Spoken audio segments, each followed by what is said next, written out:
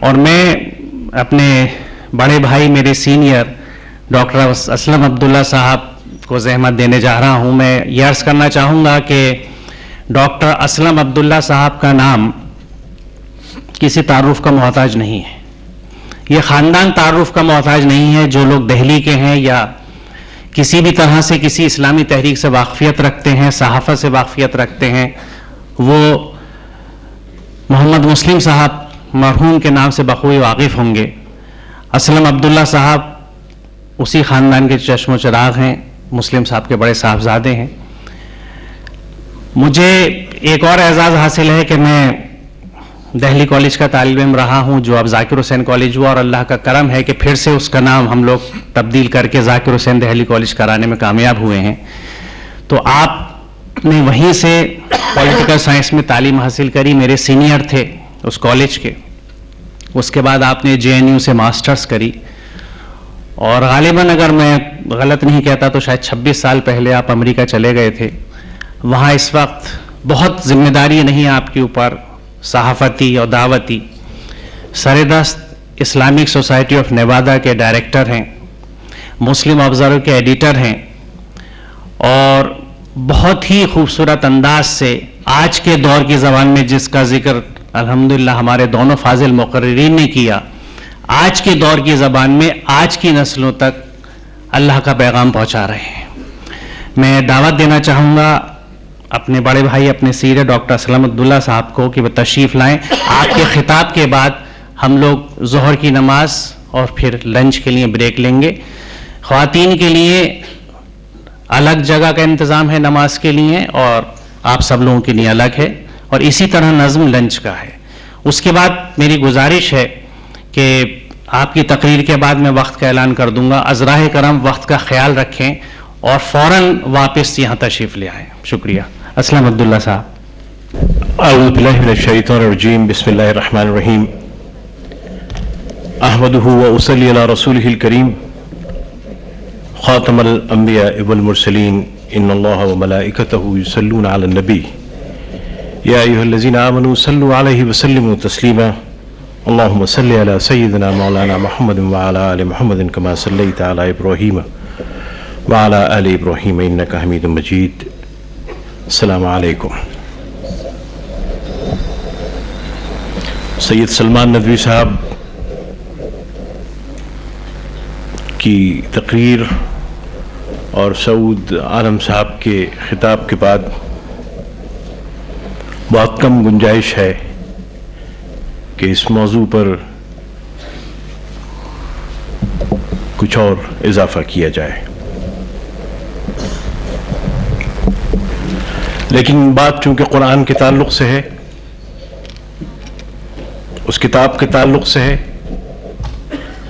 جو ہمارے اور آپ کی زندگیوں کی بنیاد ہے,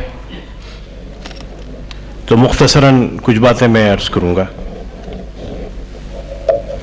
غالباً یہ واقعہ امام حنبل رحمۃ اللہ علیہ کا ہے.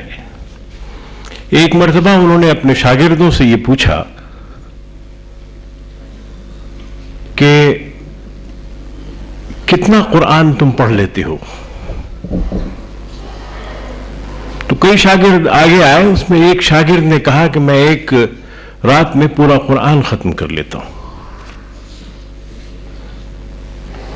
امام حنبل نے ان سے کہا کہ ایسا کرو کہ جب آج رات تم قرآن پڑھنے بیٹھو تو یہ تصور کرنا کہ جیسے کہ تم میرے سامنے قرآن پڑھ رہے ہو. دوسرے دن اس شاگرد سے ان کی ملاقات ہوئی. پوچھا کہ آج کتنا قرآن پڑھا؟ کہ اللہ حضرت خیال یہی تھا کہ آپ میرے سامنے بیٹھے ہوئے ہیں تو بہت احتیاط سے پڑھ رہا تھا, اس لیے ایک سپارے سے زیادہ نہیں پڑھ سکا. کہنے لگے کہ اچھا ایسا ہے کہ آج رات تم یہ تصور کرو جیسے کہ رسول اکرم صلی اللہ علیہ وسلم کے سامنے قرآن پڑھ رہے ہو. اگلے دن ملاقات ہوئی, پوچھا کہ کتنا پڑھا؟ جواب ملا کہ حضرت میں ایک صفحے سے آگے نہیں بڑھ سکا، اس لیے کہ رسول اکرم صلی اللہ علیہ وسلم کا تصور میرے سامنے تھا، اور ایک خیال تھا کہ کہیں کوئی غلطی ہو جائے تو نہ معلوم کیا ہو جائے۔ کہنے اچھا آج رات کو ایسا کرنا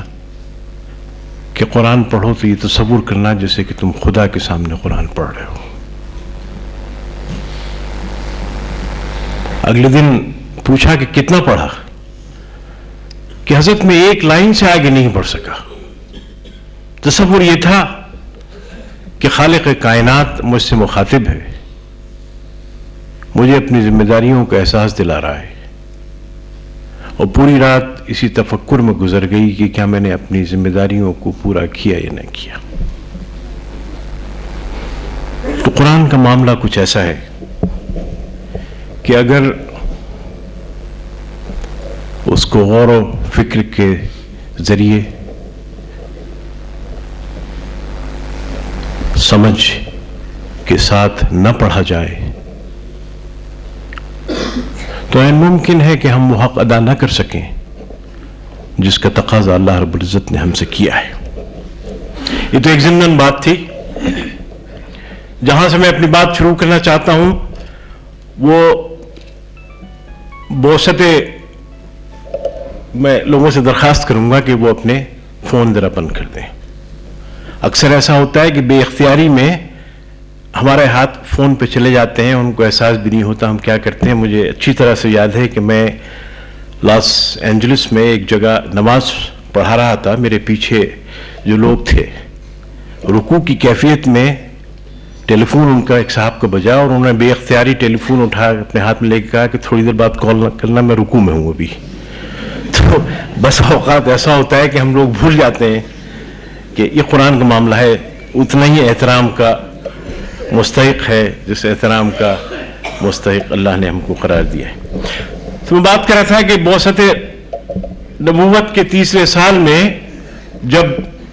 سورتوں کا سلسلہ دوبارہ شروع ہوا تو اللہ رب العزت نے سورہ اقرا کی 6ٹھی سورت میں انسانوں سے کو خطاب کیا، اور انسانوں کو خطاب کرنے کی ذمہ داری ان 9 افراد کو دی جو اس وقت تک اسلام قبول لے آئے تھے۔ جملہ بہت ہی مختصر تھا، کلا ان الانسان لیطغی۔ انسانوں کو مخاطب کر کے کہا کہ ذرا اپنی تاریخ کو دیکھو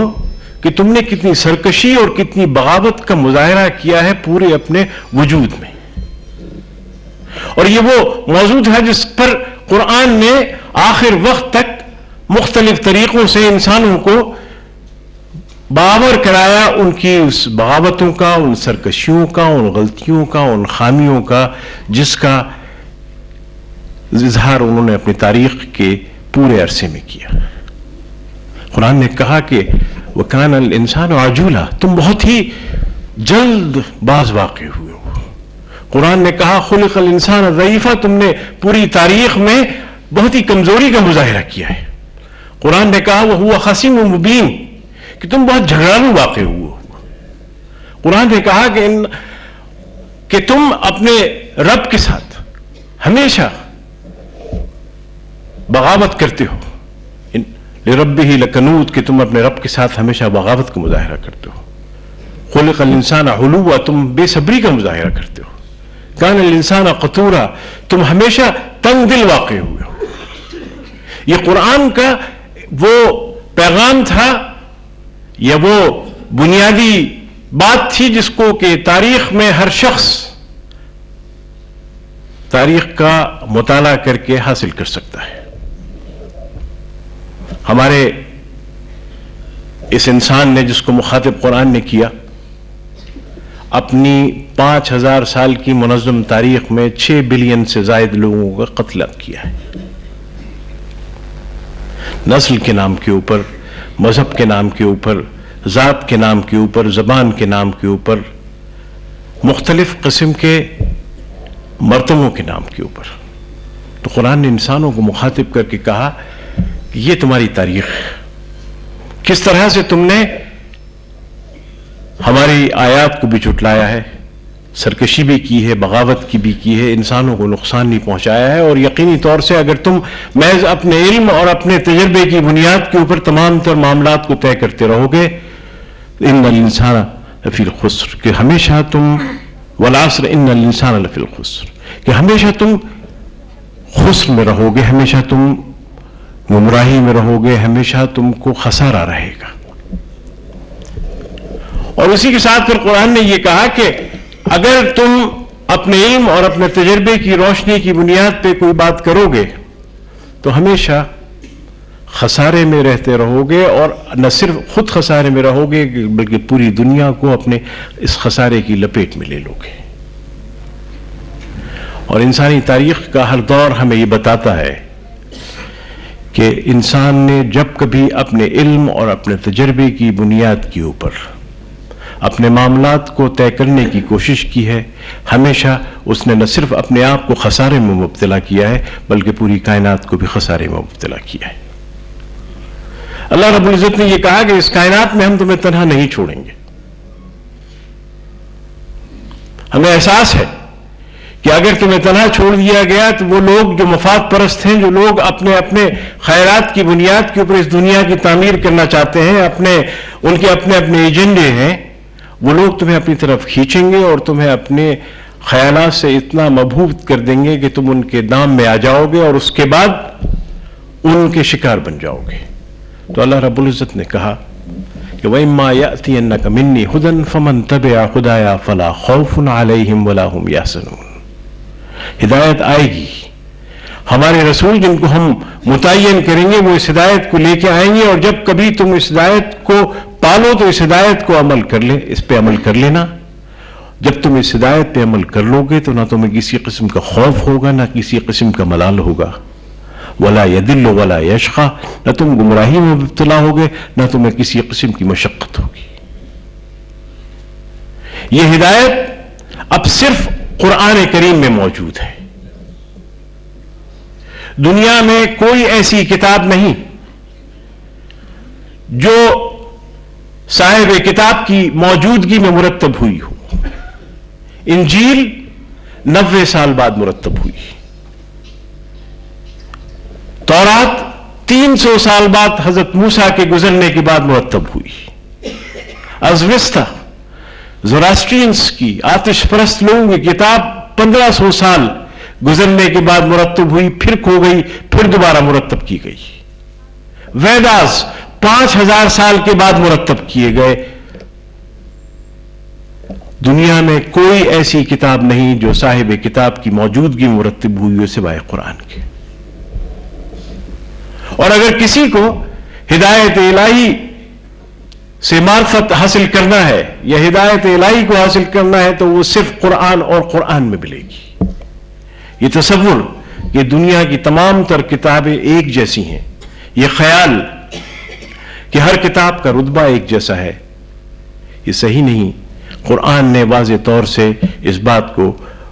کہہ دیا وَإِمَّا يَأْتِيَنَّكَ مِنِّي هُدًى فَمَن تَبِعَ هُدَايَ فَلَا خَوْفٌ عَلَيْهِمْ وَلَا هُمْ يَحْزَنُونَ إِنَّ هُدَى اللَّهِ هُوَ الْهُدَى. یقینی طور سے ہدایت اللہ کی ہدایت ہی ہدایت ہے. تو اگر دنیا میں کسی کو اس وقت اس حزن و ملال سے دور ہونا ہے، خوف سے نکلنا ہے، ایک توازن قائم کرنا ہے تو اس کو صرف اور صرف ہدایت الہی کی طرف لوٹنا ہوگا، اور وہ ہدایت الہی اس وقت صرف قرآن میں موجود ہے. قرآن نے واضح طور سے ہمیں چند نکات پیش کیے جس کے مطابق ہمیں نہ صرف اپنی زندگی گزارنا ہے بلکہ اپنی دنیا کو بھی سنوارنا ہے. اور اس سلسلے میں قرآن نے سب سے پہلا جو نقطہ پیش کیا وہ وحدانیت کا تھا، جس پہ ہمیں زیادہ تفصیل سے گفتگو کرنے کی ضرورت نہیں. لیکن اس کے بعد جو گفتگو ہے وہ ہے تکریم آدم کا. وَلَقَدْ كَرَّمْنَا بَنِي آدم، کہ ہم نے انسانیت کو اور انسان کو شرف تعظیم بخشا.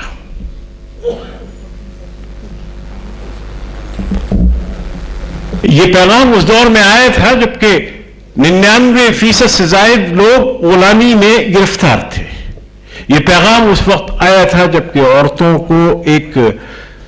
پراپرٹی کی حیثیت سے سمجھا جاتا تھا. یہ پیغام اس وقت آیا تھا اور یہ پیغام اس وقت اترا تھا جبکہ ہندوستان میں اس وقت کسی غیر بڑی ذات کے فرد کو مذہبی کتابوں کو پڑھنے کی اجازت بھی نہیں تھی. چین میں غلامی کا رواج یہ تھا کہ عورتوں کے پیروں میں آہنی خول چڑھا دیے جاتے تھے اور پھر یہ کہا جاتا تھا کہ ان میں بڑھنے اور پیدل چلنے کی صلاحیت بھی نہیں. جب انسانوں کو علم سے محروم کر دیا جاتا تھا، جب یونان میں ارسطو جیسا بڑا فلسفی کی یہ بات مشہور تھی کہ عورتیں پیدائشی طور سے نااہل اور ناکارہ ہیں اس لیے کہ ان کے دانت مردوں کے دانتوں سے کم ہیں. یہ وہ دور تھا جہاں انسان مستقل طور سے غلامی کی زندگی گزار رہا تھا. وہاں اللہ رب العزت نے تکریم انسان کی بات کی، وَلَقَدْ كَرَّمْنَا بَنِي آدم، کہ ہر انسان کو ایک باعزت زندگی گزارنے کا حق ہے. اور اس باعزت زندگی گزارنے کا بھی پوری طور سے قرآن نے وضاحت سے یہ بات کی کہ جب تک انسان کو زندہ رہنے کی آزادی نہیں ہوگی، جب تک اس کو فکر کی آزادی نہیں ہوگی، جب تک اس کو خاندان قائم کرنے کی آزادی نہیں ہوگی، جب تک اس کو محنت اور مزدوری کا پھل حاصل کرنے کی آزادی نہیں ہوگی، اور جب تک اس کو مذہب اختیار کرنے کی آزادی نہیں ہوگی، اس وقت تک اس کی تکریم مکمل نہیں ہو پائے گی. چنانچہ ہم دیکھتے ہیں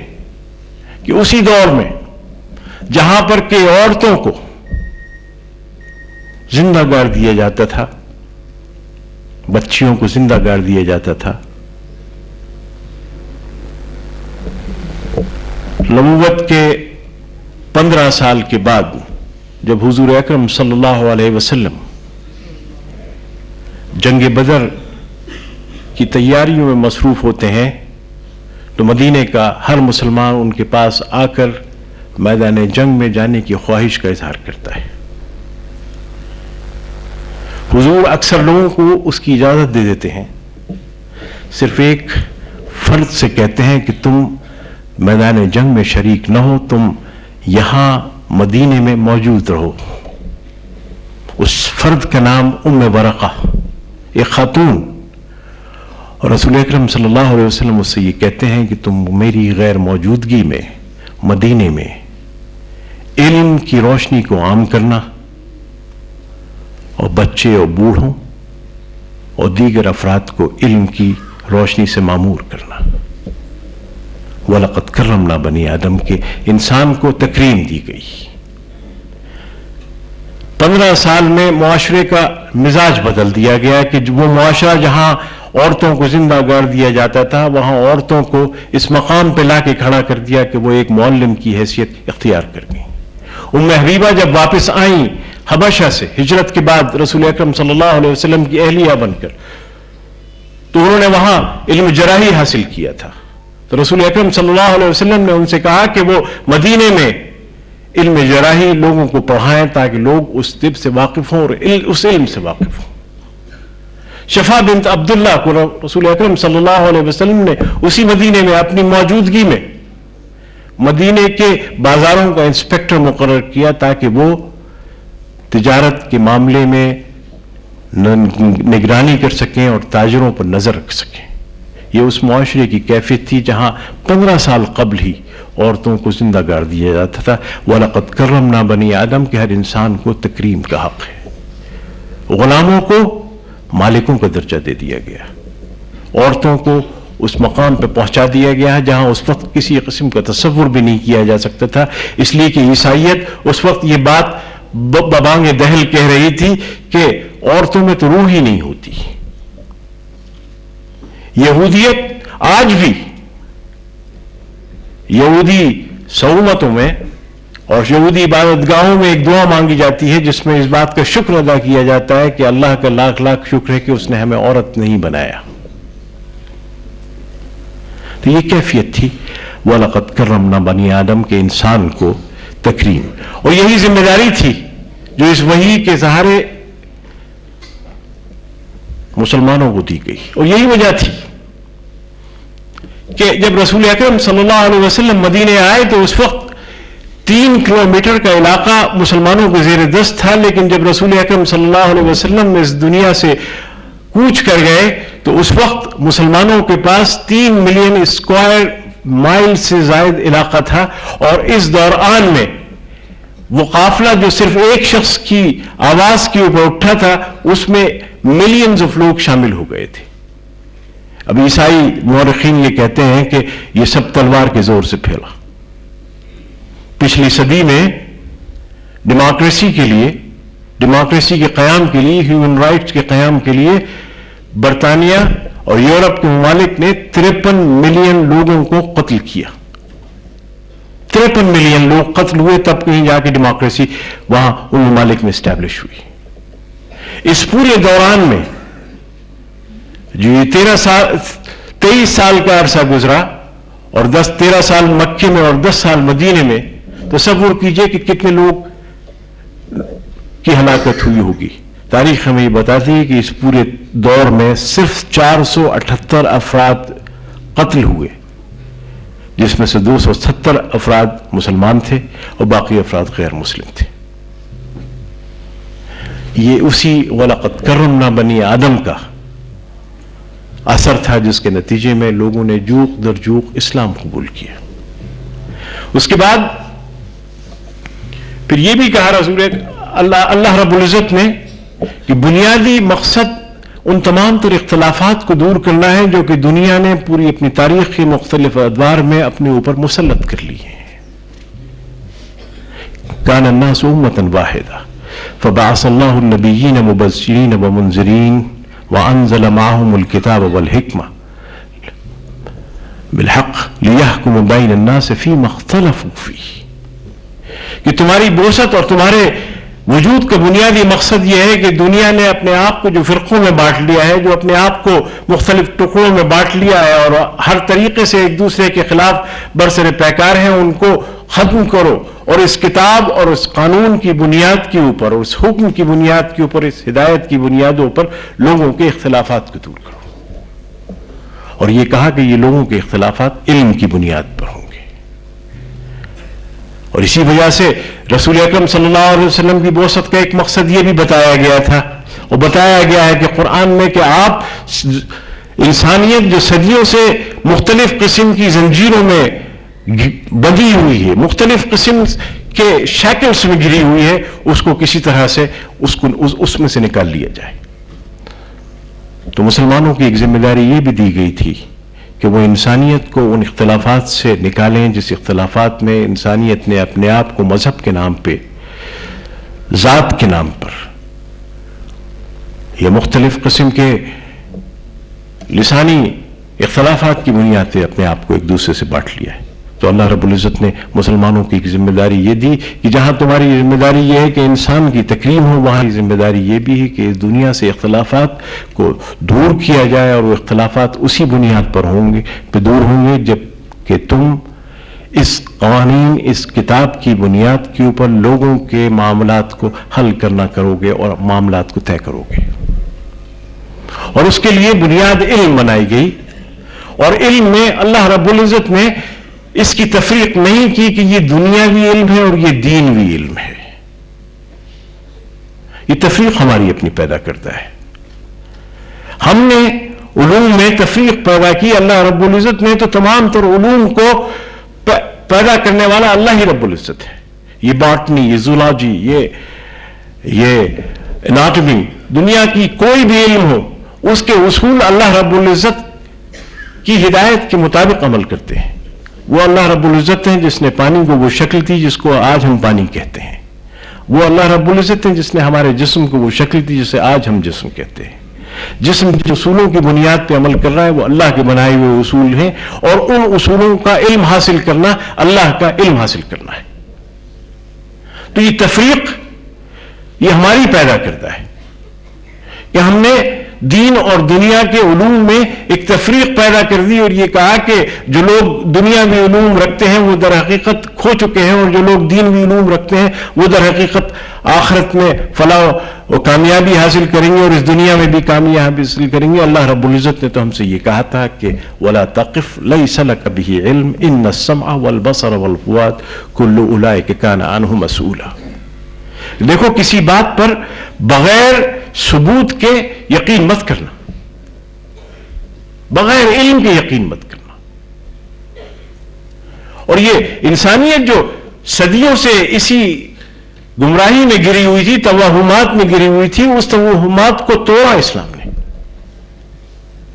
یہ اسلام کی برکت تھی کہ اس کے بعد ایک نشاط انسانیت کی نشاط ثانیہ ہوئی، جہاں انسانوں نے ان توہمات سے نکل کے دنیا کو سمجھنے کی کوشش کی اور دنیا کو سمجھ کر اس کو اپنے مفاد کے لیے استعمال کرنا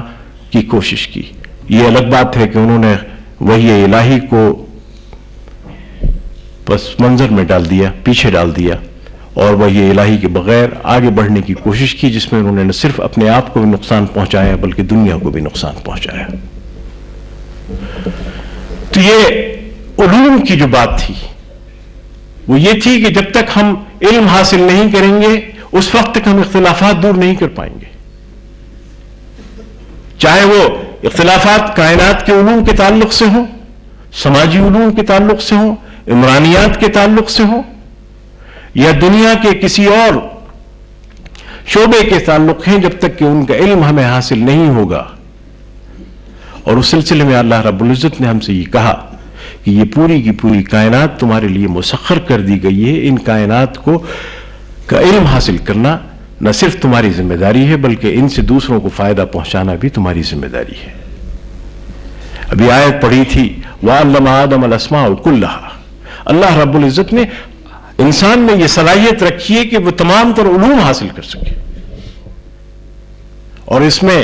دینی اور دنیاوی علوم کا کوئی تفریق نہیں رکھی گئی تھی، لیکن ہم نے پچھلے 1000 سال سے اس تفریق کو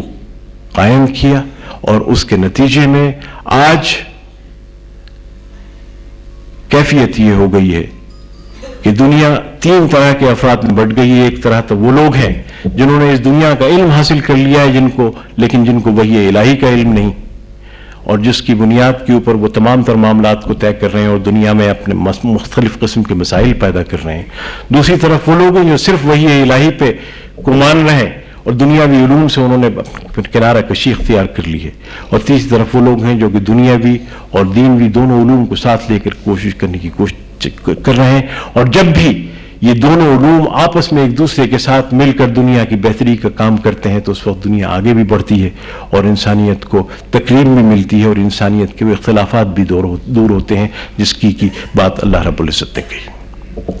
تو یہ جو تفریق آج پیدا ہو گئی ہے یہ ہماری اپنی پیدا کرتا ہے، ہمارے اختلافات ہمارے اپنے پیدا کرتا ہے۔ اللہ رب العزت نے بہت واضح طور سے ہمیں اپنی وحی کے مطابق عمل کرنے کی دعوت دی تھی، ہدایت دی تھی، لیکن ہم نے اپنے آپ کو اس سے الگ رکھا۔ تیسری جو بات ہوئی،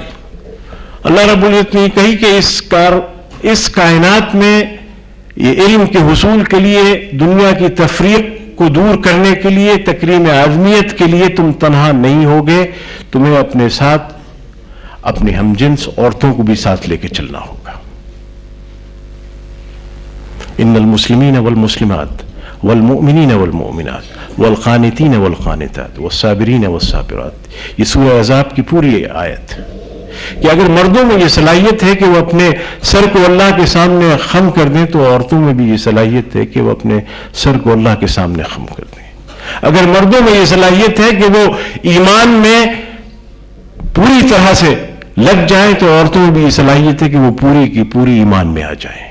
اگر مردوں میں یہ صلاحیت ہے کہ وہ صبر کر سکتے ہیں تو عورتوں میں بھی، اگر مردوں میں یہ صلاحیت ہے کہ وہ اپنی عصمت کی حفاظت کر سکتے ہیں تو عورتوں میں بھی، اور اگر مردوں میں یہ صلاحیت ہے کہ وہ اللہ کو ذکر کر سکتے ہیں تو عورتوں میں بھی۔ دنیا زندگی کا کوئی شعبہ اللہ رب العزت نے نہیں چھوڑا جس میں انہوں نے یہ کہا کہ کس کی صلاحیتیں کسی سے کم ہیں۔ لیکن پچھلے 1000 سال سے ہماری تاریخ میں جس طرح سے انسانیت نے، مسلمانوں نے، غیر مسلموں نے عورتوں کے ساتھ جس طرح کا سلوک کیا وہ شاید ہی دنیا میں کوئی اور اسپیسیز، کوئی اور نسل اپنی مادہ کے ساتھ کرتا ہے یا اپنی فیمن یا اپنی عورت کے ساتھ کرتا ہے۔ کیفیت یہ ہو گئی ہے کہ ام ورقہ جن کو یہ ذمہ داری دی گئی تھی کہ وہ رسول اکرم صلی اللہ علیہ وسلم کی غیر موجودگی میں مدینے کے بچے اور بچیوں اور ضعیف لوگوں کو علم کی روشنی دیں، آج اسی امت کی تقریباً 65% سے زائد عورتیں ناخواندہ ہیں۔ انہیں قرآن کا بھی علم نہیں، انہیں حدیث کا بھی علم نہیں، اور انہیں دنیا کے علم کی تو بات ہی الگ ہے۔ اس کا خیال رہے کہ یہ سب چیزیں 100 سال کے اندر 1000 سال کا کوئی تعلق میں عرض کرتا 1000 سال سے یہ نہیں ہو رہا، یہ صرف 100 سال جب سے انگریز ملعون آئے تب سے یہ ہوا ہے۔ نہیں، میں جو 1000 سال کی بات کر رہا ہوں وہ مسلمانوں کی تاریخ نہیں ہے بلکہ دنیا کی تاریخ کی بات ہے۔ جی، دنیا کی تاریخ کی بات کر رہا ہوں مولانا۔ اور اس سلسلے میں اب چونکہ آپ نے بات چھیڑی ہے اس لیے بات میں کہوں گا کہ یہ ہمیشہ کا دور نہیں تھا۔ مولانا اکرم ندوی صاحب نے بھی ایک کتاب حال میں لکھی ہے آکسفورڈ یونیورسٹی سے، جس میں انہوں نے تقریباً 8000 سے زائد خواتین کی فہرست تیار کی ہے جنہوں نے کہ احادیث کے درس دیے ہیں دنیا کے مختلف ممالک میں، اور یہ صرف 12ویں اور 13ویں صدی کی بات ہے۔ صرف 2 صدیوں میں 8000 سے زائد خواتین علم کی روشنی کو عام کی ہوئی تھی۔ تو جو بات میں عرض کر رہا تھا کہ 1000 سال کی تاریخ میں انسانیت کی اور مسلمانوں کی، اور ہماری بدقسمتی یہ رہی کہ ہم نے اس غیر مسلموں کی اس تحریک کا مقابلہ نہیں کیا اور اس کو چیلنج نہیں کیا، جس کے نتیجے میں عورتوں کی وہ حیثیت دے دی گئی جو آج ہم سب کے لیے باعث شرم ہے۔ آج مغرب میں اور ہندوستان میں اور دنیا کے مختلف علاقوں میں جس طرح سے عورتوں کا استحصال کیا جا رہا ہے، شاید ہی کبھی تاریخ کے کسی دور میں اس کا وہ ہمیں نظر آتی ہے۔ اور یہ یقینی طور سے اس میں ایک بڑی کمی یہ رہی کہ ہم لوگ اپنی اس ذمہ داری کو ادا نہیں کر سکے، قرآن کی بنیاد کے اوپر وہ معاشرہ قائم نہیں کر سکے، قرآن کی بنیاد کے اوپر لوگوں کو وہ ہدایت نہیں دے سکے جس کی بنیاد کے اوپر معاشرے کی تعمیر ہوتی ہے، معاشرے کی تشکیل ہوتی ہے۔ تو اس سلسلے میں اب جو بات ہمیں آگے لے کے چلنا ہے وہ یہ ہے کہ کس طرح سے ہم اپنے آپ کو قرآن سے جوڑیں۔ قرآن سے جوڑنے کا ایک طریقہ تو یہ ہے کہ ہم اس کی تلاوت کریں۔ اس سلسلے میں مولانا سعود قاسمی صاحب نے خاصی تفصیل سے اس بات پر روشنی ڈالی، لیکن بنیادی بات یہ ہے کہ جب تک ہم میں سے ہر شخص اس بات کی کوشش نہیں کرے کہ وہ قرآن کی زبان کو سمجھے اور قرآن کی زبان کو سمجھ کے قرآن کو سمجھنے کی کوشش کرے اور ان لوگوں کی مدد سے قرآن کو سمجھنے کی کوشش کرے جنہوں نے اپنی زندگیاں قرآن کو سمجھنے میں گزاری ہیں، تو اس وقت تک ہماری نشاط ثانیہ شاید اس طرح سے آگے نہ بڑھ سکے جس طرح سے کہ ہم چاہتے ہیں کہ آگے بڑھ جائیں۔ یقینی طور سے یہ ایک بہت مشکل مرحلہ ہے، اور اس سلسلے میں جب تک ہم اپنی ذمہ داریوں کو ادا نہیں کریں گے اس مرحلے کو ادا نہیں کر پائیں گے۔ آج سے تقریباً 60 سال پہلے یہودیوں کی زبان، عبرانی زبان، ایک مردہ زبان سمجھی جاتی تھی۔ مشکل سے 1000 سے زائد افراد تھے اس کے بولنے والے۔ پچھلے 60 سال میں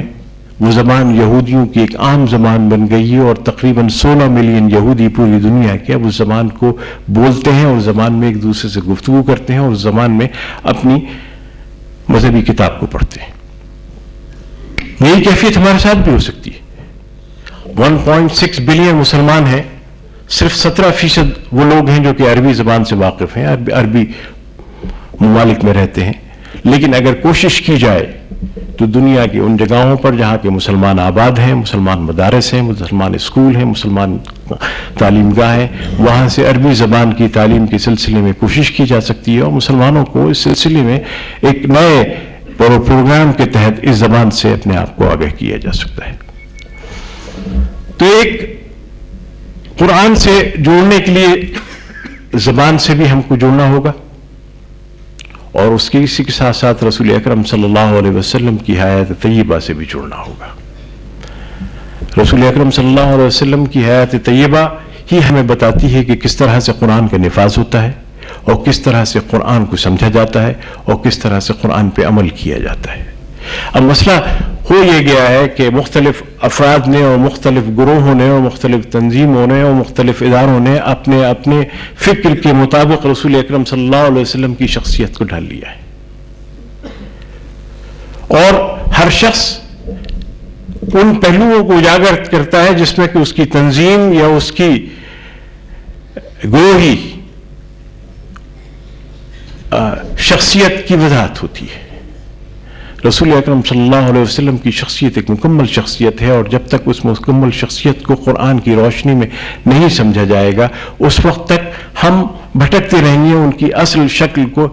دیکھنے کے سلسلے میں. رسول اکرم صلی اللہ علیہ وسلم کے سلسلے میں اللہ رب العزت نے جو کچھ کہا کہ سب سے عظیم کردار انہی کا، سب سے بہتر کردار انہی کا، ہمیں سمجھنا چاہیے کہ کس انداز سے اللہ رب العزت نے اس سلسلے میں ہم سے یہ بات کہی. تو رسول اکرم صلی اللہ علیہ وسلم کی سیرت کے سلسلے میں بھی ہمیں اس بات کی کوشش کرنا ہے کہ ان کو اس انداز سے پڑھیں، قرآن کی روشنی میں اس انداز سے پڑھیں کہ ہم کو محسوس ہو سکے کہ کس طرح سے رسول اکرم صلی اللہ علیہ وسلم نے قرآن کے نفاذ کے سلسلے میں اپنی جد و جہد کی اور اپنی زندگی کو آگے بڑھایا. رسول اکرم صلی اللہ علیہ وسلم کی زندگی کے واقعات مختلف پیش کیے جاتے ہیں. اس میں ایک واقعہ جو آج ہم سب لوگوں کے لیے مشعل راہ بن سکتا ہے، یہ واقعہ مکے کے ابتدائی دور کا ہے جب رسول اکرم صلی اللہ علیہ وسلم کی بعثت کو تقریباً 4 سال ہوئے تھے. کہا جاتا ہے کہ حرم کے باہر جو اس وقت تک بتوں کا ایک آماج گاہ تھی، وہاں ایک نابینا اور ضعیف عورت شہر کے لوگوں سے یہ درخواست کر رہی تھی کہ کوئی اس کا سامان اٹھا کر اس کے گھر تک پہنچا دے، اور کوئی بھی اس وقت اس کی مدد کے لیے تیار نہیں تھا. ایسے میں ایک شخص نے آگے بڑھ کے کہا کہ میں آپ کا سامان آپ کے گھر پہنچا سکتا ہوں اور پہنچا دوں گا، اور سامان اٹھا کر وہ شخص اس عورت نابینا اور ضعیف عورت کے پیچھے پیچھے چلنے لگا تاکہ اس کے گھر تک اس کے سامان کو پہنچا دے. تو وہ عورت ضعیف و نابینا اظہار ہمدردی کے طور پر اس شخص سے یہ کہنے لگی کہ تم بہت اچھے آدمی ہو، بہت ہی نیک ہو، میں تمہیں یہ نصیحت کرنا چاہتی ہوں کہ کوشش یہ کرو کہ تم اس شخص میں ایک شخص سے بچے رہو جس نے اس پورے شہر کو تباہ کیا ہوا ہے اور پورے شہر میں ایک تفرقہ پیدا کر دیا، اختلافات پیدا کر دیے ہیں. اور خود ہی کہنے لگی کہ اس شخص کا نام محمد ہے، اس سے بچ کے رہنا. اس عورت کا گھر آ گیا، اس شخص نے وہ سامان وہاں رکھ دیا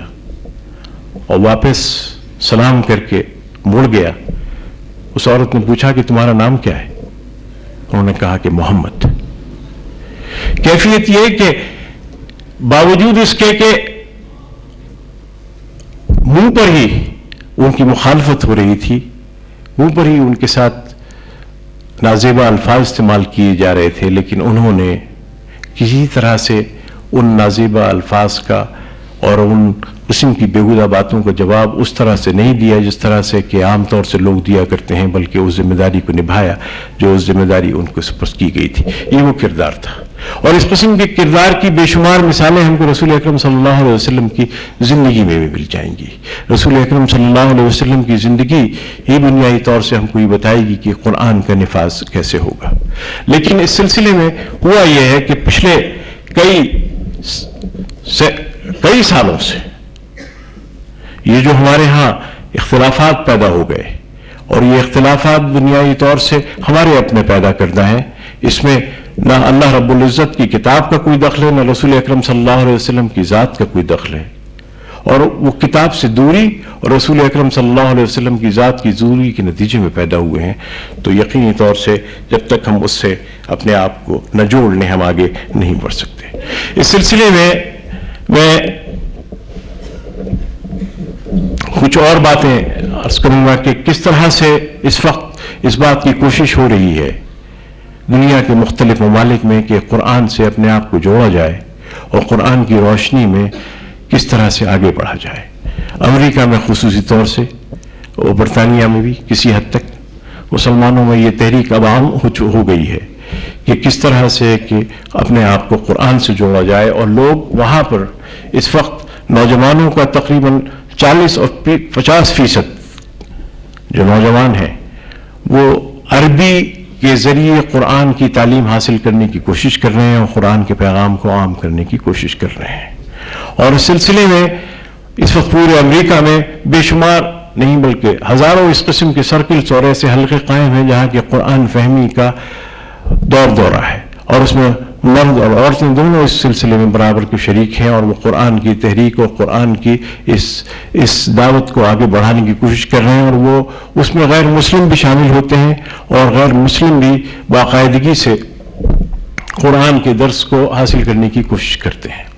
ایک اور ڈیولپمنٹ کیا ہوا ہے ابھی انٹرفیتھ کے سلسلے میں بھی تذکرہ کیا گیا تھا کہ جب تک ہمیں اس بات کا علم نہ ہو کہ ہمارا اپنا مذہب کیا ہے ہم دوسرے مذاہب کے لوگوں سے بات چیت نہیں کر سکتے. لیکن اس سلسلے میں ایک خوش آئند پہلو یہ ہے کہ امریکہ کے مختلف چرچز میں جہاں مختلف قسم کی اور باتیں ہو رہی ہیں وہاں ایک بات یہ بھی ہو رہی ہے کہ اسلام اور قرآن کو سمجھنے کی کوشش کی جا رہی ہے. اور کئی چرچوں میں اس قسم کی بات ہوتی ہے کہ وہ اپنے سنڈے کے اتوار کے جو ان کے لیکچرز ہوتے ہیں عبادتی اس میں وہ مسلمانوں کو بلا کر ان سے قرآن کی بات کو سمجھنے کی کوشش کرتے ہیں. اور نہ صرف سمجھنے کی کوشش کرتے ہیں بلکہ قرآن کو ٹیپس بھی لگاتے ہیں قرآن کے کیا کہتے ہیں کو تقسیم بھی کرتے ہیں. اور اس قسم میں تقریباً 50-60 ایسے چرچز اور ایسے عبادت خانوں سے واقف ہوں جہاں پر اس قسم کی تعلیم باقاعدگی سے ہو رہی ہے. اسی کے ساتھ ساتھ مختلف یونیورسٹیز اور کالجز کے طلباء مختلف مساجد میں آ کر قرآن کی تعلیم کو حاصل کرنے کی کوشش کرتے ہیں اور وہاں باقاعدگی سے کلاسز ایسی ہوتی ہیں جہاں پر کہ غیر مسلموں کو قرآن کی بات سنائی جاتی ہے رسول اکرم صلی اللہ علیہ وسلم کی زندگی سے باقاعدگی سے واقف کرایا جاتا ہے. ایک اندازہ ہے کہ تقریباً 50 یا 60 افراد ہر ہفتے امریکہ کی مختلف مساجد میں اسلام قبول کرتے ہیں اور اس میں دخل مسلمانوں کی اپنی دعوت کا اتنا نہیں ہے جتنا ان کی اپنی کوششوں کا ہے.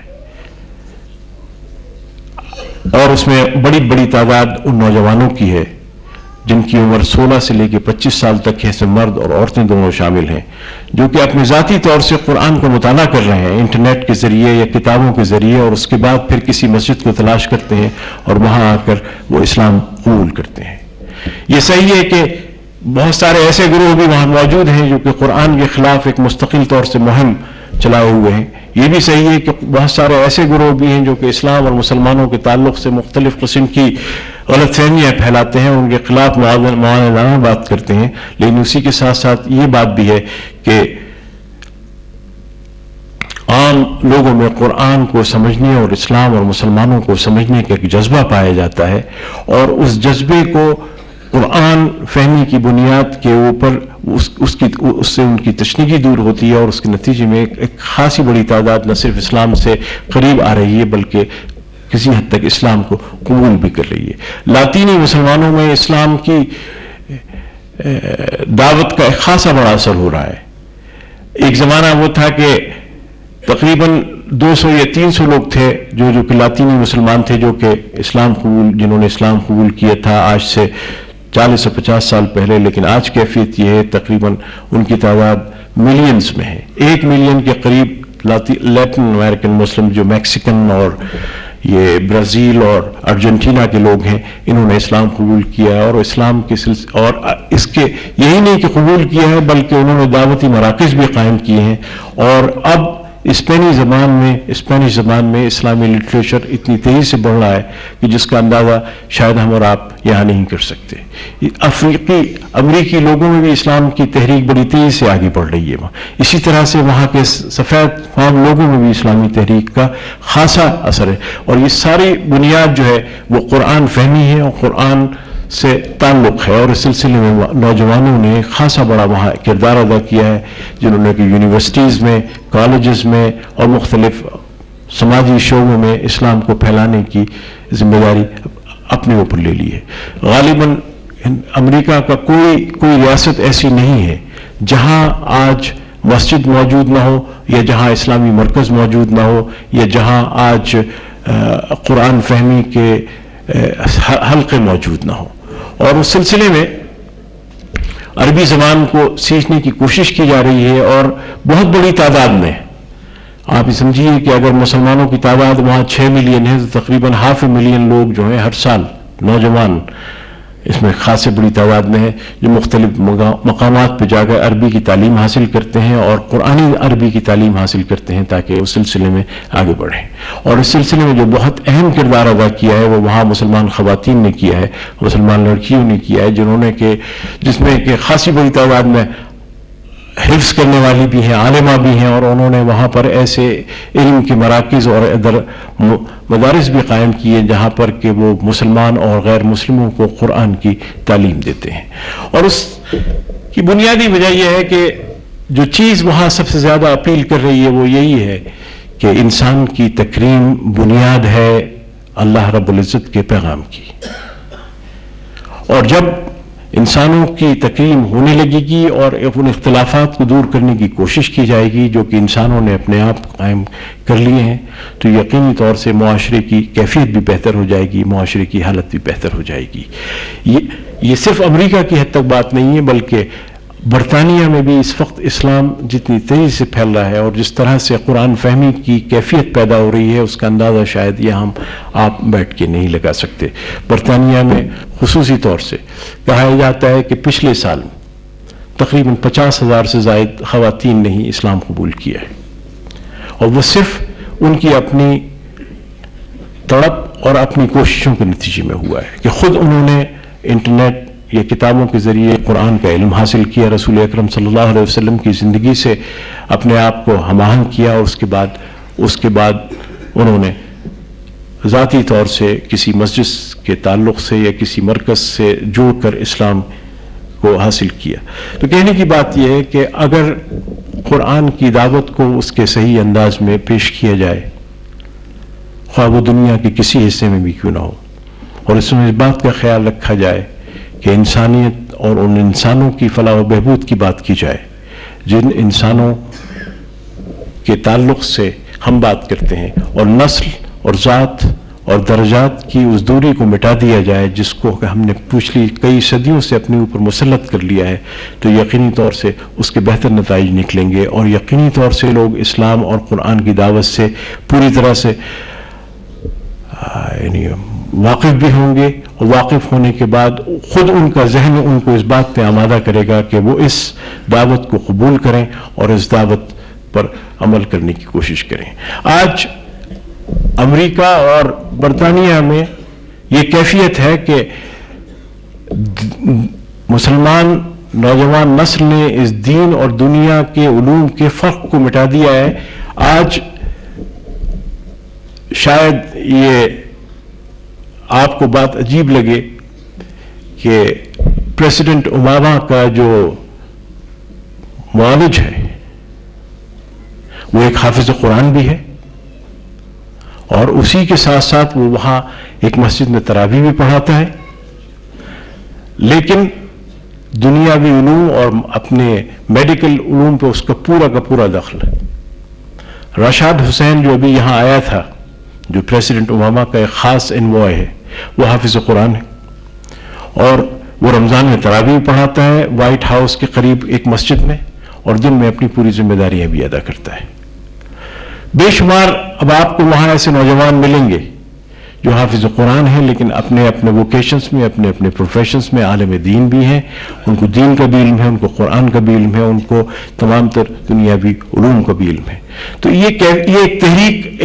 چل رہی ہے پوری دنیا میں قرآن سے اپنے آپ کو جوڑنے کی اور قرآن فہمے کی، اور اس کی بنیادی طور سے یہی ہے کہ جب تک انسانیت اور انسانوں کی تکریم نہیں ہوگی، جب تک دنیا کے ان اختلافات کو دور کرنے کے لیے ہم قرآن کا سہارا نہیں لیں گے، اور جب تک ہم اپنی خواتین کو اس مقام پہ نہیں لائیں گے جس مقام پہ رسول اکرم صلی اللہ علیہ وسلم اپنے دور کے خواتین کو لے کے آئے تھے، اور ان کو وہ مقام نہیں دیں گے جو کہ رسول اکرم صلی اللہ علیہ وسلم نے دیا تھا، اس وقت تک ہم شاید اس تبدیلی کو نہ دیکھ سکیں جو تبدیلی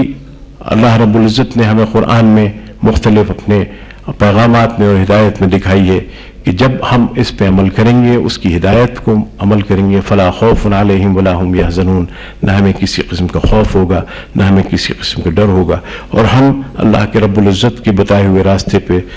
پوری طریقے سے عمل کرتے ہوئے آگے بڑھتے چلے جائیں گے، اور یہ جو اختلافات اور یہ جو مختلف قسم کی صعوبتیں آتی ہیں ان کو آسانی سے ہم عبور بھی کر لیں گے، اس لیے کہ ہمیں پورا یقین ہوگا کہ اللہ رب العزت کی تائید اور اس کی نصرت ہمارے ساتھ ہے۔